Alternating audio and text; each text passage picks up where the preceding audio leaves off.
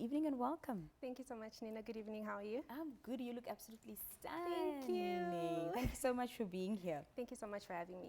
I just mentioned that this is going to be the third edition of Hermosa, Mimosa. Talk to us about this event. What is it all about? I like how you say Hermosa, Mimosa.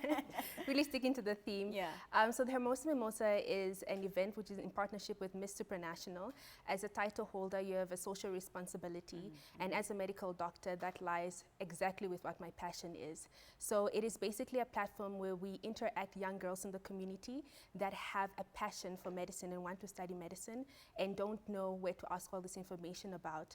So we link them up with female medical students, female medical interns, female medical doctors, so general practitioners and medical officers, and we usually have a female specialist to basically just give empowerment to them and answer all the questions that they have about what it's like to study medicine as a woman.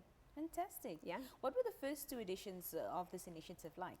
They were absolutely amazing and fantastic. So last year we had our first edition, which was in 2022, and we had a specialist there, Dr. Fenishidika, who's a specialist pediatric cardiologist, to address the girls at the event.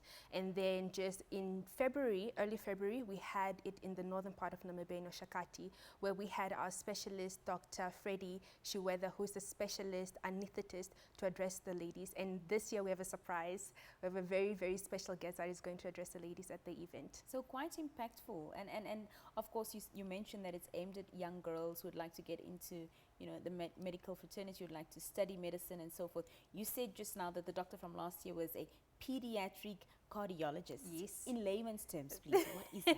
Basically, the doctor for the children, for their hearts. Yeah. That's it. What do you specialize in, just for interest's sake? So Julita? what usually happens is you study for 6 years to become a medical intern, and that's when you graduate. Then you have to do 2 years of medical internship in Namibia in a state hospital, and then after that you become a medical officer or a general practitioner, as people would see around the town.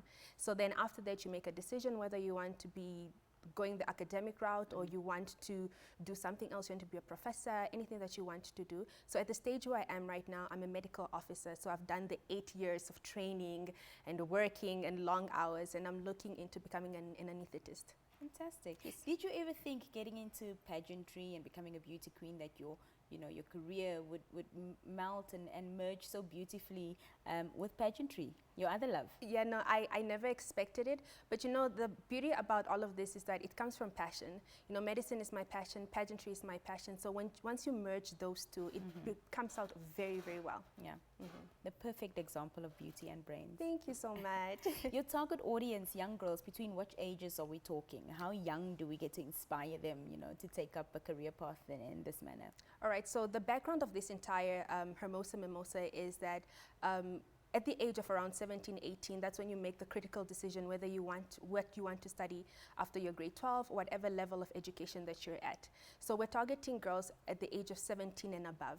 So at that point, they're trying to make critical decision where to apply, where to get funding, if medicine is really the right path for them. And we provide career guidance, and we just give them our experiences, and they hear the experiences from the medical students, what is expected of them, and also from medical interns, what is expected of them at that level, and so forth, until a specialist, of course, where they tell us basically their journey from the beginning to the end, the adversities they had to overcome, and everything in between. Yeah. Medicine is quite a long educational path, and it's of course not for the faint-hearted. You know, how did you make it through all those years? And I'm sure there were times you felt like giving up. Every day. Every day. Medicine it's the pits. Yeah. And you need to have a good support system, and you need to have people that you lean to that are in the fraternity as well, so that they understand what you're going through. I was so blessed to have my mother, who's a nurse, and I leaned on her through everything.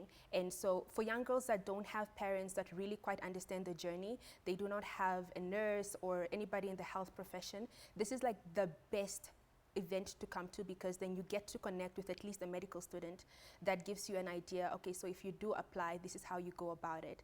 And it just gives you some sort of guidance, and that's what we're trying to provide in the gap we're trying to breach. Yeah.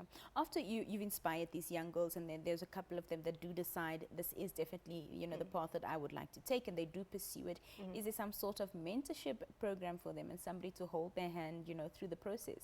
So what we usually do is at the event, we partner them up with anybody that is a medical student, intern, medical officer, or a specialist. We usually partner them up, and then we try to encourage them to create a relationship with that person. So that's a person that they sort of link to or ask questions if they need to. And then after that, we're still working on an actual program that really helps guide them throughout the entire process.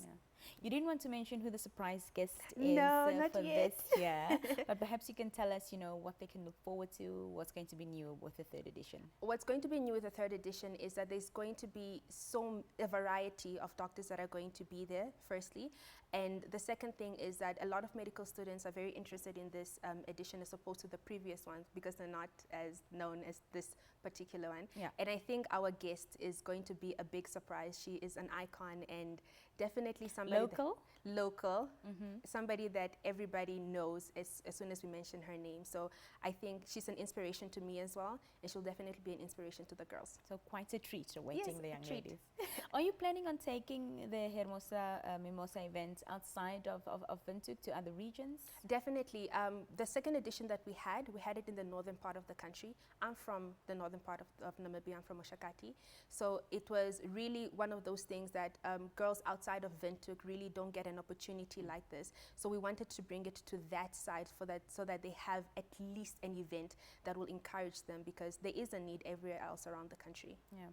For the young women who are interested, how do they go about being part of the event? So we sent out a poster with basically our description of what we're looking for, and it's not much. You just have to be 17 years and above, and you must have an interest in medicine and have a pink outfit, because the theme is pink for women and power in pink. So we basically sent that out to the medical school as well as to our social media platforms, Miss Supranational, and my personal account. And I have a couple of young girls that are helping me distribute this message digitally, and then we've gotten really good response. Awesome. Yes, so a really good response. It seems like Sunday the 5th is going to be quite an event then. It's going to be a pink explosion of power. That sounds awesome. Thank you so much for being here this evening, and all the best for the event and your journey. Thank you so much, Nina. I appreciate it. Well, there you have it. That was Julita Kitwe Mbangula, Miss Supranational Namibia, speaking to us this evening about the third edition